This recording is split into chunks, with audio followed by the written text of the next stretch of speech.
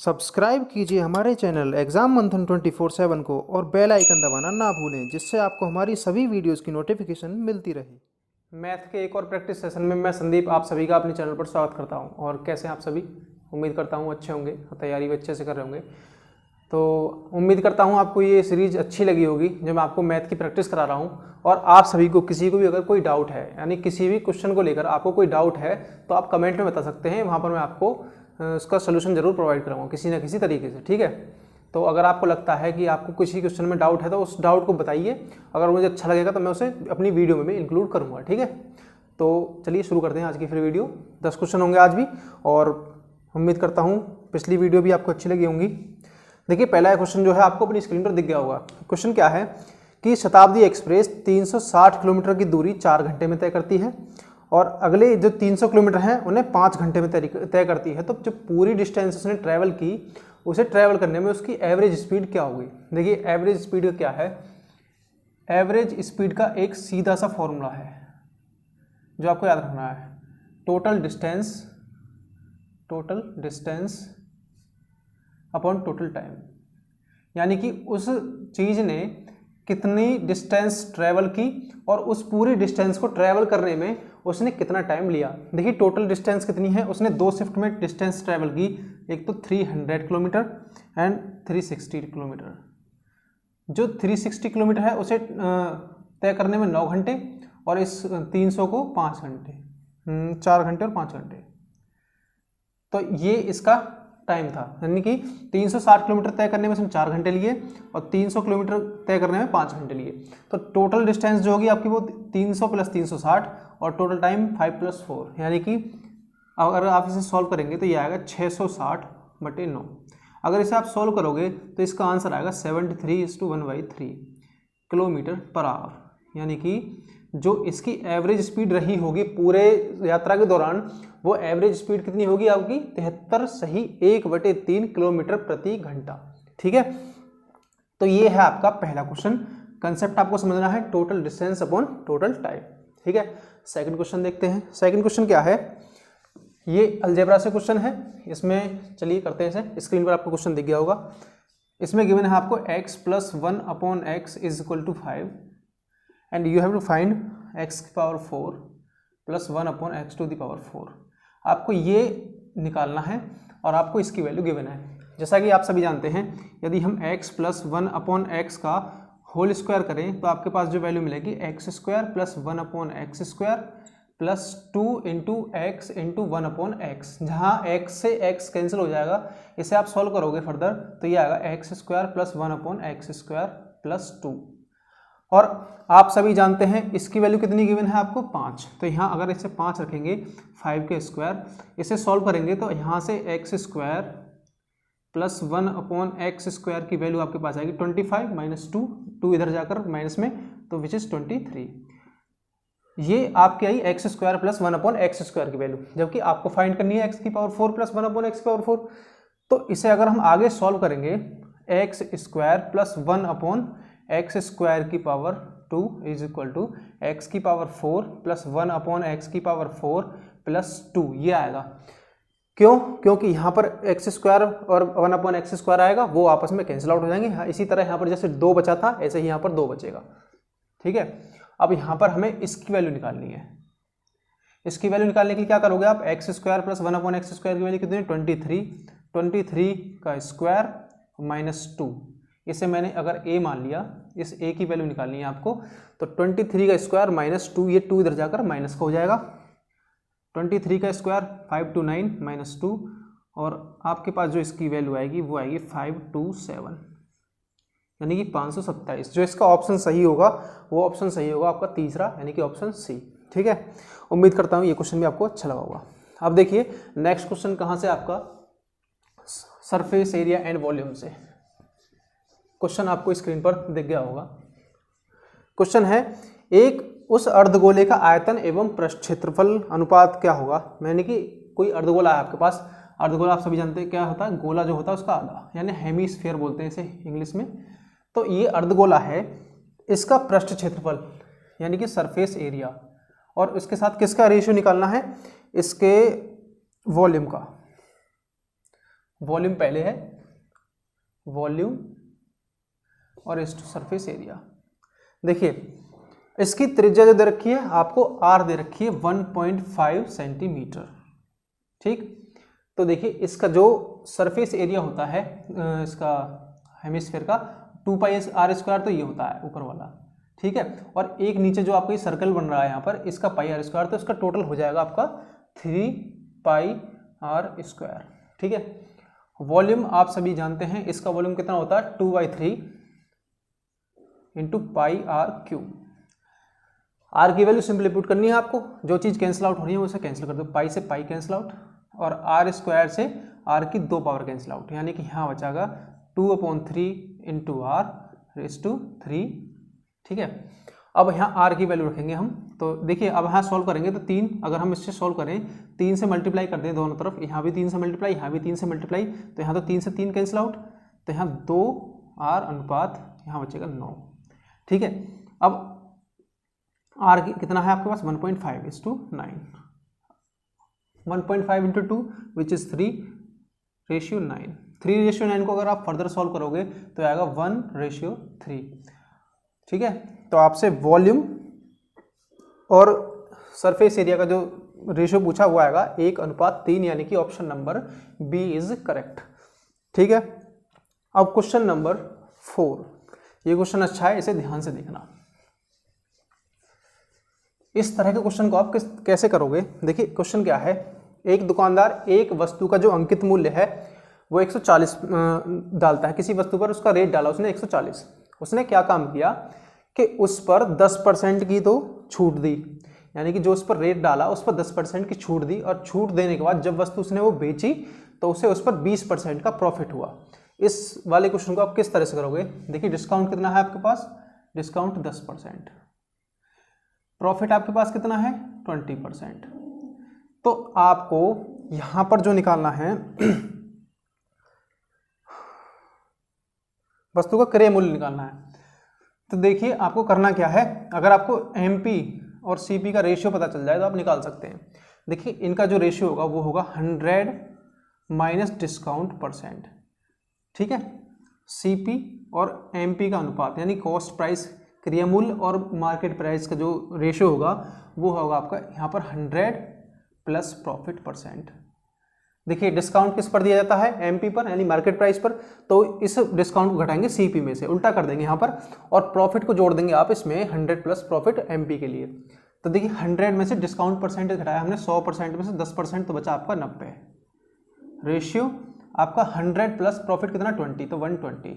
तो इन दोनों को सॉल्व करेंगे तो आपका जो रेशियो आएगा 3:4 आएगा, ठीक है।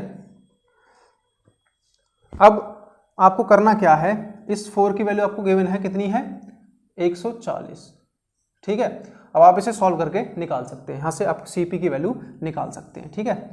अब करना क्या है, अगर इस क्वेश्चन को दूसरे तरीके से करना हो, अगर आपको ये मेथड समझ में नहीं आ रहा तो आपको फिर इसमें सिंपल आगे करना क्या है, देखिए CP ratio SP ratio MP, यानी कि कॉस्ट प्राइस, सेलिंग प्राइस और मार्केट प्राइस।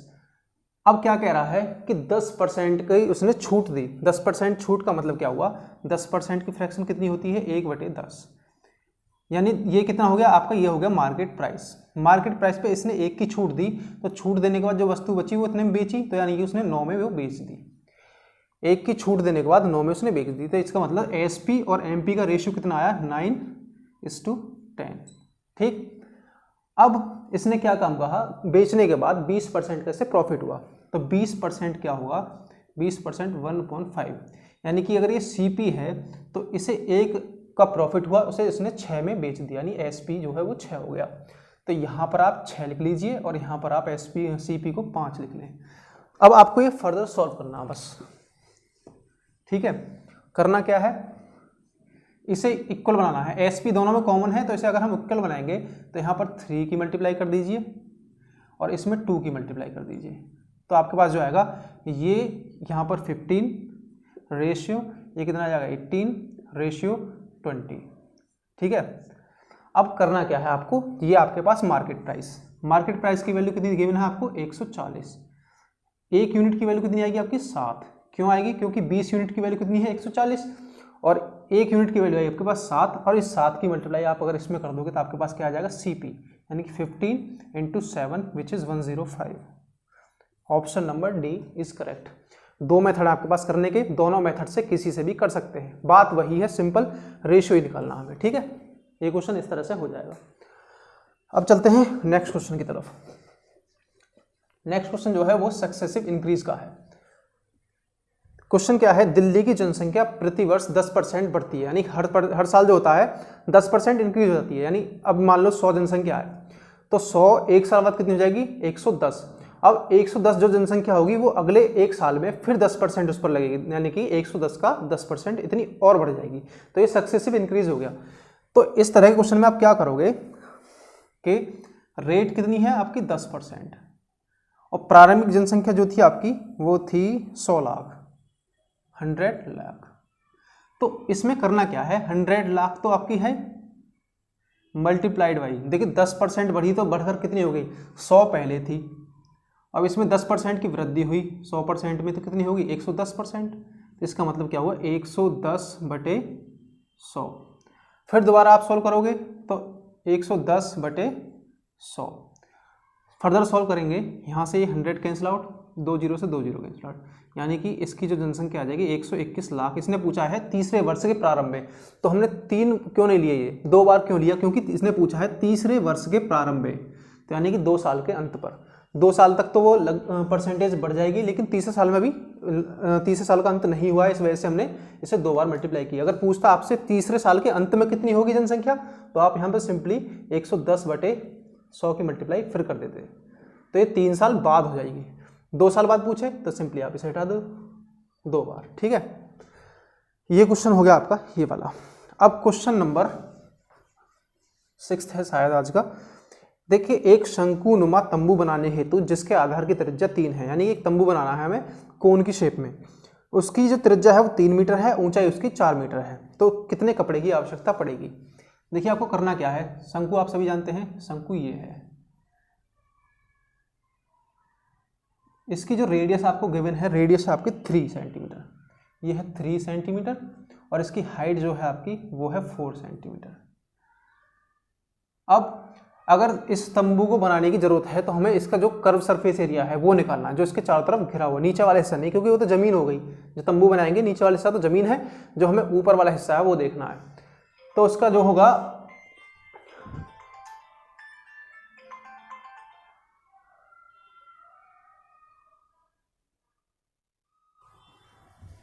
चलिए रिज्यूम करते हैं यहाँ से। देखिए, इसमें करना क्या है, आपको ये जो कोन है, इस कोन के आपको एरिया निकालना है, लेटरल सरफेस एरिया। तो वो क्या होता है, pi into radius into lateral height, यानी कि त्रियक ऊंचाई, ये वाली ऊंचाई। अब ये वाली ऊंचाई आप कैसे निकालोगे? यहाँ पर एक राइट एंगल ट्रायंगल बन रहा है ये वाला, इसमें यहाँ पर ये 3 सेंटीमीटर है, ये 4 सेंटीमीटर है। अगर आपने ट्रिपलेट पढ़ी होंगी तो आप सभी जानते हैं, इसमें राइट एंगल ट्रायंगल में अगर ये 3 है बेस और 4 इसका परपेंडिकुलर है, तो इसका जो हाइपोटेनियस हो जाएगा वो 5 हो जाएगा। तो ये होगी इसकी 5।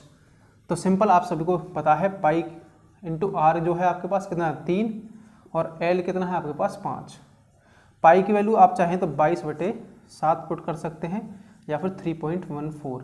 इसे अगर आप सॉल्व करोगे तो इसका जो आंसर आएगा लगभग 47 आएगा, पॉइंट में जाएगा 47 पॉइंट समथिंग। इसका जो है वो एक्यूरेट जो ऑप्शन दिया है इसका वो 47 दिया हुआ, ठीक है, जो जिसके आसपास ये बैठ रहा आकर, सही है। तो आपको क्या करना है, इसका ऑप्शन कौन सा लगाना है, 47, ऑप्शन नंबर सी, ठीक है। चलिए अब चलते हैं क्वेश्चन नंबर अगला। क्वेश्चन स्क्रीन पर है, क्वेश्चन पढ़िए आप इतने। क्वेश्चन जो है उसमें नेक्स्ट क्वेश्चन क्या है, नेक्स्ट क्वेश्चन है, यदि एक लड़का 268 रुपये में 2 पत्रिकाएं खरीदता है, जैसे एक जैसी हिंदी की 2 पत्रिकाएं और इंग्लिश की 3 पत्रिकाएं एक जैसी हैं। देखिए रेट क्या है आपका 268 रुपीज़, ठीक है।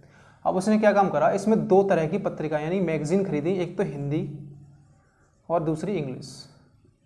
अब इसने कहा क्या है कि हिंदी की तो उसने खरीदी 2 मैगजीन, इंग्लिश की खरीदी इसने 3 मैगजीन। फिर क्वेश्चन में आगे ये कहा है कि जो इंग्लिश की जो पत्रिका है उसकी कीमत हिंदी की पत्रिका की कीमत से 12% अधिक है। इसका मतलब अगर हम 12% की फ्रैक्शन निकालें तो 12/100 जो कि 3 बटे होगी आपकी 25। यदि हिंदी की पत्रिका की कीमत 25 रुपये है तो इंग्लिश की जो पत्रिका होगी इससे 3 रुपये अधिक, यानी कि 25 का 12% कितना है 3, तो इससे 3 रुपये अधिक यानी कि 28 की होगी। ठीक है, अब आपको करना क्या है, 25 रुपये की हमने 25 यूनिट मानी, ठीक है, रुपये नहीं मान रहे हम, यूनिट मान कर चल रहे हैं क्योंकि अभी हमारी जो वैल्यू है रेशियो में है। 25 दूनी 50, 50 यूनिट की तो ये आई, और 28 की एक बैठेगी आपकी इंग्लिश की, तो 3 हो जाएंगी 84 की। ठीक है, अब इन दोनों को अगर हम टोटल करें तो कितने बैठेंगे, 2 पत्रिकाएं और 3 इंग्लिश पत्रिकाओं की कीमत 134 रुपये, 134 यूनिट, जबकि 134 यूनिट एक्चुअल में ना होकर वो कितनी है 268 रुपये। 134 यूनिट की वैल्यू कितनी है 268, तो 1 यूनिट की वैल्यू कितनी होगी आपकी 2। अब हमने जो एक्चुअल में शुरू में जो हमने अभी परसेंटेज निकाली थी, हिंदी पत्रिका की कीमत कितनी मानी थी हमने 25, और इंग्लिश पत्रिका की हमने कीमत कितनी मानी थी 28, जो हमने फ्रैक्शन से लेकर चले थे, और 1 यूनिट किसके बराबर है 2 रुपये के बराबर। 1 यूनिट 2 रुपये के बराबर है, तो इसका मतलब 25 यूनिट का दुगुना कितना हो जाएगा 50 रुपये। तो एक हिंदी पत्रिका की कीमत कितनी आई 50 रुपये। अगर आपसे इंग्लिश की पूछे तो इसकी कितनी आ जाएगी 56 रुपये। ठीक, तो आप इस तरह से इस क्वेश्चन को भी कर सकते हैं। समझ में आया होगा। अगर किसी के समझ में नहीं आया तो इस वीडियो को दोबारा से बैक करके थोड़ा सा फिर इस क्वेश्चन को दोबारा से देखें। ठीक है, चलते हैं नेक्स्ट क्वेश्चन की तरफ, जो कि मिक्सचर एंड एलिगेशन का है। अच्छा क्वेश्चन है, पिछली 2-1 वीडियो में मैंने ये कराए हैं और आप एक बार फिर देखें। इसमें क्या कहा है, 60 लीटर के एक मिश्रण में दूध और पानी का अनुपात, 60 लीटर के मिश्रण में दूध और पानी का अनुपात 3:1 है। मिश्रण में कितना पानी मिलाया जाए ताकि दूध और पानी का अनुपात 5:3 हो जाए। देखिए हमने क्या काम किया, ये एक बर्तन है, ध्यान से समझना। दूसरा बर्तन ये है, हमने दूसरा बर्तन क्यों लिया अभी बताता हूँ। ये जो है इसकी जो कैपेसिटी है 60 ml, 60 लीटर, ml नहीं लीटर। इसमें जो रेशियो है दूध और पानी का वो है 3:1। ठीक है, अब इस बर्तन में क्या है, पानी ही पानी है, यानी कि 100% पानी है। 100% को हम क्या लिख सकते हैं, सिंपल समझने वाली चीज़ है। 100% को हम लिख सकते हैं 100/100, 100% का मतलब 1। ठीक है, अब अनुपात में चलें तो 1 आएगा यहाँ पर। इन दोनों को हमने मिलाया, इन दोनों को मिलाने के बाद जो आपका अनुपात बनाना चाहिए वो 5:3, यानी कि इस बर्तन में जब इन दोनों को हमने मिलाया, इस पानी वाले को और इस दूध और पानी वाले को, तो ये जो अनुपात निकल कर आए 5:3 निकल कर आ जाए। तो इस क्वेश्चन को किस तरह से करेंगे, देखिए यहाँ पर 60 लीटर दूध है, मैंने आपको बताया 3:1 है। इसमें हम पानी का रेशियो लेकर चलेंगे क्योंकि हम जो दूसरा बर्तन ले रहे हैं वो पानी वाला है। अब यहाँ ध्यान दीजिए 3:1 में यहाँ पर मिल्क तो है 3 और वाटर है जो है 1, तो आप क्या लोगे, इस पूरे मिक्सर की अगर हम कैपेसिटी देखें कितनी है 4, इस 4 में से 1 क्या है पानी, तो यानी कि 1/4 जो है पहले बर्तन में वो है पानी। दूसरे बर्तन में सिर्फ पानी ही पानी है, तो अपने आप में वो कितना होगा 1, क्योंकि 100% है अपने आप में, तो 100% होगा तो 1 हो गया पानी। अब हम दोनों को मिला रहे हैं तो पानी और दूध और पानी का अनुपात कितना हो जाता है 5:3, 5:3, यानी कि 3 जो है वाटर है वो कितने मिक्सर में 8 यूनिट, 8 में, तो इसका मतलब 3/8 जो है इसमें पानी हो जाना चाहिए। सिंपल मिक्सचर एलिगेशन मेथड लगाएंगे। इसमें से अगर आप इसे सॉल्व करोगे तो ये आएगा 5/8। ठीक है, अब इसमें से इसे घटाओगे तो यहाँ पर कितना आएगा, देखिए सब्ट्रैक्ट कर लें, -3/8। ठीक है, 8 इसका एलसीएम 2 - 3 यानी कि 1/8 आएगा यहाँ पर, 1/8। 8 से 8 कैंसिल आउट, यहाँ बचेगा आपका 5:1। ठीक है, अब एक चीज़ देखें, अब यहाँ पे समझने वाली बात जो है वो ये है, ये पहला मिक्सर जो था वो कितने का था 60 लीटर का, और दूसरे का हमें पता नहीं है, हमें ये निकालना है। तो आप खुद सोचिए इस वाले मिक्सर का और इस वाले मिक्सर का अनुपात क्या होना चाहिए 5:1। यदि इसमें से हम 5 कैन निकाल लें, कैन मान ली मैंने, इसमें से हमने 5 कैन ली, इसमें से हमने 1 कैन ले ली, दोनों को मिलाया तो वो 5:3 में बन गया। तो इसका मतलब क्या हुआ, इन दोनों मिक्सर का जो रेशियो है इस वाले मिक्सर का इस वाले मिक्सर का वो है 5:1, इसमें मिलाएंगे तब ये यूनिट बनेगी। तो 5 यूनिट की वैल्यू कितनी ही 60 लीटर। सिंपल सी बात समझने की है, इस 5 यूनिट की जो वैल्यू होगी 60 लीटर होगी, तो एक की कितनी हो जाएगी 12। तो इसका मतलब 1 यूनिट की वैल्यू कितनी होगी 12। तो अगर हम इसमें 12 लीटर पानी मिला दें इस 60 लीटर में, जिसमें 3:1 में जो मिक्सचर है, इसमें अगर हम 12 लीटर पानी मिला दें तो 5:3 में बन जाएगा। ठीक है, तो आपका जो ऑप्शन होगा ऑप्शन नंबर 3 सी सही हो जाएगा, 12 लीटर। क्वेश्चन नंबर आपका 9। उम्मीद करता हूँ ये क्वेश्चन आपको समझ में आया होगा। क्वेश्चन नंबर 9 जो है आपका वो है, एक कुर्सी को 238 रुपये में बेचने पर एक दुकानदार को 15% की हानि होती है। क्रय मूल्य पर 25% का लाभ प्राप्त करने हेतु उसे कुर्सी को किस मूल्य पर बेचना चाहिए। देखिए, उसने 238 रुपये में एक कुर्सी बेची, तो उसे बेचने पर इसे 15% की जो हुई वो हुई हानि। ठीक है, पहली बात हो गई ये। दूसरी बात क्या है, क्रय मूल्य पर 25% का लाभ प्राप्त करने हेतु उसे उस कुर्सी को कितने रुपये में बेचना होगा। देखिए, सबसे पहले तो एक चीज़ देखें, ये जो 238 रुपये हैं ये 15% की हानि पर, तो इसका मतलब इसकी जो वैल्यू होगी वो होगी 85%। क्यों होगी 85%? क्योंकि 100% होती तो ना तो उसे कोई प्रॉफिट होता ना कोई लॉस होता। 15% का उसे लॉस हुआ है, तो इसका मतलब ये 85% अपनी एक्चुअल कीमत की 85% कीमत पर गई होगी। और अब हमें जो निकालना है वो लाभ निकालना है 25% का, तो इसका मतलब हमें 125% की वैल्यू निकालनी है, क्योंकि 100% तो इसकी खुद की कीमत और 125% उसे लाभ, तो इसका मतलब 125% हो जाना चाहिए। तो यहाँ से 1% की वैल्यू निकालोगे तो 238/85%। अब यहाँ से आप 125% की वैल्यू निकालोगे तो आपके पास आएगा 238/85 और 125। अगर आप इसे सॉल्व करेंगे 5 से 17 टाइम, ये 25। इसे आप यहाँ से काटोगे, ये 14 बार कटेगा, और 14 की 25 में मल्टीप्लाई करोगे तो आपके पास आएगा 350। ठीक है, तो आपका जो यहाँ पर एक्चुअल जो कॉस्ट प्राइस है उसकी, सॉरी एक्चुअल कॉस्ट प्राइस नहीं, जो उसे 25% लाभ देगी वस्तु कीमत, वो 350 रुपये। यानी अगर वो इस वस्तु को 238 के बजाय 350 में बेचे तो उसे जो है वो 25% का लाभ प्राप्त होगा। ठीक है, क्वेश्चन नंबर, चलिए आज के लिए क्वेश्चन था, लास्ट क्वेश्चन में सेम एक और आ गया, सेम क्वेश्चन है लेकिन। ठीक है, उम्मीद करता हूँ आपको ये क्वेश्चन समझ में आए होंगे, और इस तरह के जितने भी क्वेश्चन हैं आप इन बुक से, किसी बुक से कर सकते हैं। ठीक है, मिसलेनियस क्वेश्चन है। मिलते हैं आपसे अगली वीडियो में इसी तरह से कुछ और मिक्स्ड क्वेश्चन के साथ। ठीक है, थैंक यू।